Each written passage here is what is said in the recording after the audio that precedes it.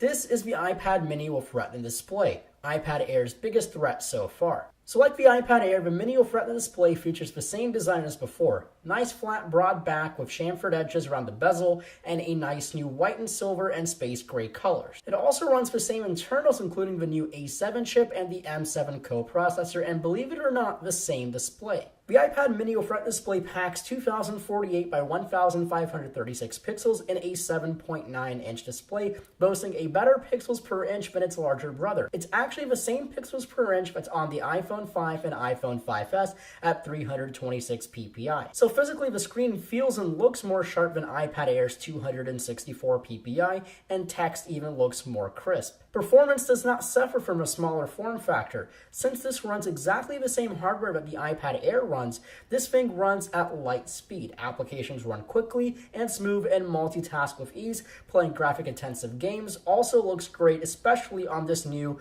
pixel-dense display. Running applications, typing emails, watching videos, and other daily tasks look great on the iPad mini. We do miss the extra screen real estate that we get on the iPad Air, but the mini with Retina Display makes up for it with extra pixels per inch. The pixels are basically non-existent throughout the whole experience, which is one of Apple's strongest selling points. And with a smaller form factor, it's packing all of Apple's latest technology inside a smaller and more portable device, so it delivers the same iPad experience that you get here and puts it in this smaller, lighter, and maybe more price-attractive package. Battery life is still one of iPad mini's strong points. Still delivering upwards of 10 hours, it will deliver all-day battery life. We actually maxed out watching 11 hours and 24 minutes of continuous video with Wi-Fi and Bluetooth turned off and halfway brightness. However, the iPad mini does feel a bit more strange than last year's model. Maybe it's just me, but the iPad mini with Retina Display feels more dense in the hand and the result feels heftier than the original iPad mini. Compared to iPad Air, the mini with Retina Display seems like a choice only for those who want the portability of an 8-inch tablet instead of lugging around a near 10-inch tablet like the iPad Air. Performance-wise, they are identical and the price is only $100 apart.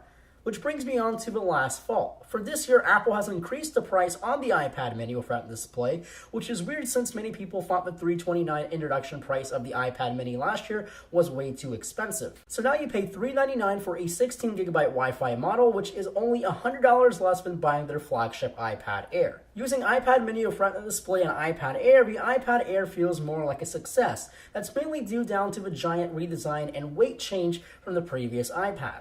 But if you do enjoy the portability of the iPad mini but were turned off by the low-resolution display, then this new iPad mini with Retina Display offers the best of both worlds. High performance matching the flagship iPad and the portability you want from a smaller tablet.